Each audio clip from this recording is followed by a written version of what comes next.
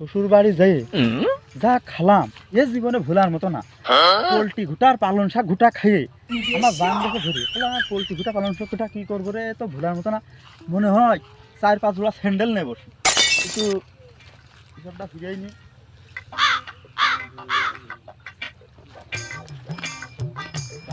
কি হলো আমার,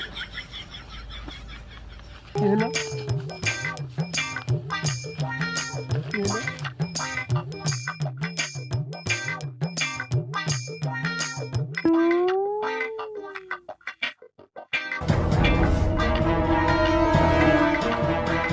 ভাই ওই হাত পাগল মানে কি করছে?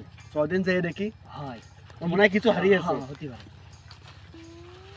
ভাই ভাই, আপনার কি হারিয়েছে?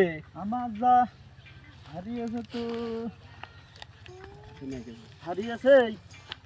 এই এ মনে হয় হাফ পাগল, এ মনে হয় কি হারিয়েছে আংটি টাংটি। তো আমরাও খোঁজা শুরু করে দিই। হ্যাঁ হ্যাঁ